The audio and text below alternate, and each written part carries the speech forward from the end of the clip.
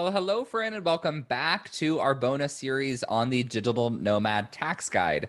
In this episode, we're going to cover part 4 of the guide, which is the foreign tax credit, and part 5, which is banking, FATCA, and FBARs. If you missed the first 2 episodes, which covered our first 3 parts, make sure you go back and listen to those because this is kind of like building cumulatively. Okay, so let's start now with part 4, the foreign tax credit, an introduction. Although the general rule allows the U.S. to tax its citizens on their worldwide income, the tax code has provisions that attempt to minimize the possibility of double taxation. Two different nations, which would be two different nations taxing the same person on the same income. The foreign tax credit is the main way to achieve this goal. The mechanism allows an individual to receive a credit against their U.S. tax in the amount of income taxes paid to other jurisdictions. Presumably, most digital nomads are moving often enough that they are not paying foreign governments' taxes. Therefore, this section likely will not apply to most of you unless you have companies selling products in different countries. The rules. Here are the requirements for getting this credit. The party seeking the credit must have been the payer of the credit, and the foreign levy must have been a creditable tax. The first requirement is fairly straightforward. Being the payer of the tax means that the person seeking the credit is actually the one that owed the foreign tax, meaning the taxpayer may not get a foreign tax credit if the taxpayer's mom paid the foreign tax bill. The second requirement has 2 subparts. First, to be creditable, the tax must actually be considered a tax by U.S. standards. This means the amount paid to the foreign jurisdiction must not be certain to be credited, forgiven, or refunded. Also, fines, penalties, interest, royalties, and charges for specific economic benefits do not represent a tax for purposes of the credit. Second, the predominant character of the foreign tax must be the same as the U.S. income tax. The test has a few subparts in and of itself, but in short, it simply means that the tax charged by the foreign jurisdiction must look and act like a U.S. income tax. The foreign tax credit can be quite a bit more complex, particularly when there are corporations and subsidiaries involved. If your company pays a lot of income tax abroad, consult with someone who has expertise on foreign taxes and with the foreign tax credit. So let's look at an example. Georgia is a web designer. She's originally from Texas. While she travels extensively, their home base is in Germany. Their net business income in 2022 is $150,000.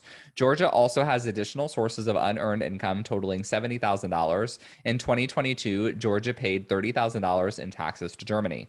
Georgia, as an LLC formed in Germany, taxed as in S Corp. We should say in Texas.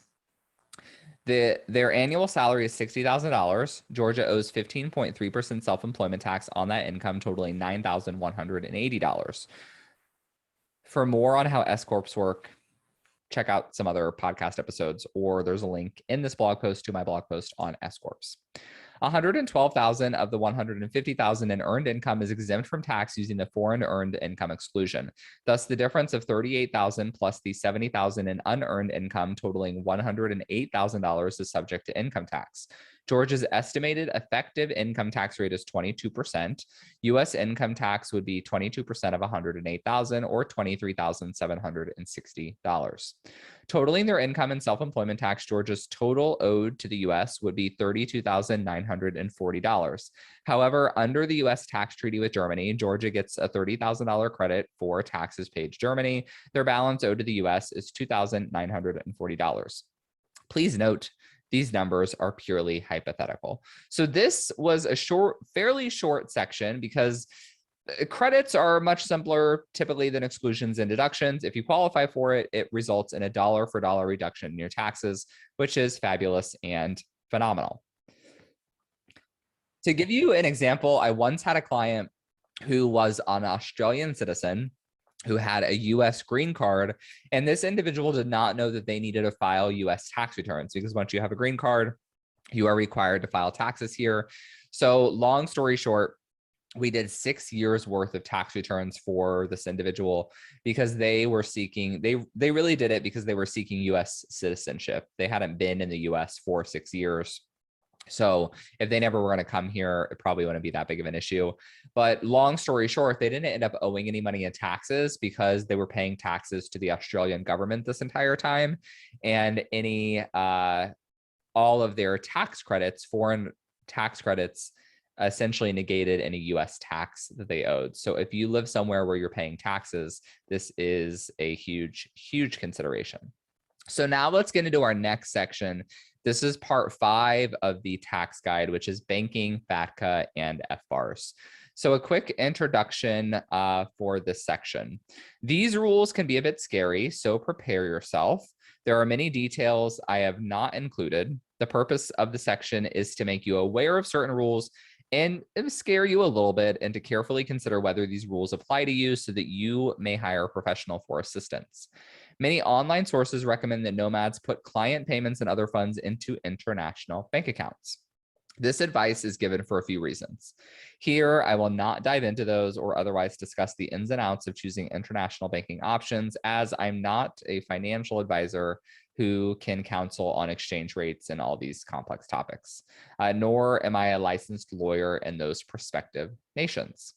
Instead, I will discuss an often overlooked legal requirement, the Foreign Tax Compliance Act, also FATCA, F-A-T-C-A, we call it FATCA, requires certain U.S. persons to report assets held outside the U.S. The penalties for failure to do so are severe. So keep listening, friend. What the hell is FATCA and an FBAR? So I just mentioned FATCA stands for the Foreign Account Tax Compliance Act.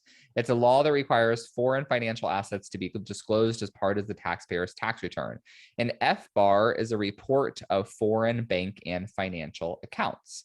The FBAR is separate from a tax return and is filed online with the Financial Crimes Enforcement Network, which is a bureau of the Treasury Department. Who must file an FBAR and when? A U.S. person who has a financial interest or signature authority over at least one financial account outside the U.S., where the aggregate value of all foreign financial accounts exceed $10,000 at any time during the calendar year, must file an FBAR. The FBAR is due April 15th, which is the same day as our tax filing deadline. There are two pieces to this rule that trip up taxpayers. The first is the signature authority bit. If the money in the foreign account does not belong to the taxpayer, she must file an FBAR if she has signature authority over the account. This often occurs when a taxpayer has control over a child or some other person's bank account. Taxpayers also have FBAR obligations when they control accounts in the name of foreign corporations. The other tricky issue is the aggregate value bit. A taxpayer has an FBAR requirement if she has one foreign account with $10,001 in it, or 15 accounts totaling $10,001. You get the example there. FBARs are a common issue for non-citizens with green cards, as they usually leave all their assets in their home country accounts, which automatically makes them subject to these rules. However, nomads who choose to open foreign accounts need to be aware of these requirements as well. To whom does FATCA apply? As noted above, FATCA rules affect requirements on a taxpayer's tax return. Holders of foreign accounts may need to report foreign accounts on a Schedule B in Form 8938, Statement of Special Foreign Financial Assets. A U.S. citizen must report specified financial assets on the 8938 if the aggregate value exceeds certain thresholds. The reporting threshold vary depending on a taxpayer's filing status. Here are the thresholds from tax year 2017. Individuals filing a single must report if total value of specified foreign financial assets is more than $50,000 on the last day of the tax year, or more than $75,000 at any time during the year. Married taxpayers filing joint changes these numbers from 100 and 150,000 respectively. And those that are married filing separately have the same requirements as the single filers. These numbers are increased for individuals who meet the foreign tax home test. So see back part 2 of our series. For these individuals, the numbers change to 200,000, 200 or 300,000 for single filers and married filing separately folks, or 400 and 600,000 respectively for married filers. What are foreign financial assets. The IRS pretty clearly lays out what are deemed foreign financial assets. Here is exactly what the applicable IRS form instructions 8938 define as specified foreign financial assets. Financial accounts maintained by a foreign financial institution. The following foreign financial assets, if they are held for investment and not held in an account maintained by a financial institution, including stock or securities issued by someone that is not a U.S. person, any interest in a foreign entity, and any financial instrument or contract that has an issuer or counterparty that is not a U.S. person. As you can see, the definition is quite broad. The instructions go on to define each of the items in the definition.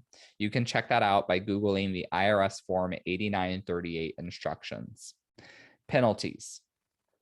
Failure to meet the FATCA and FBAR requirements each have penalties. The FBAR penalty for failing to file differs depending on whether the failure was willful or non-willful. I'm not going into specifics on how these are defined. The penalty for willful non-compliance is up to the value of the account over the audit period. You read that right. If the foreign account is $100,000 and you fail to report that amount, the penalty may be $100,000. The penalty for non-willful taxpayers is lower and determined based on various facts and circumstances. So the penalties can be pretty severe, as you can see. It's not something to take lightly. If you think that this applies to you, you want to consult a tax attorney who specializes in international tax to determine your requirements.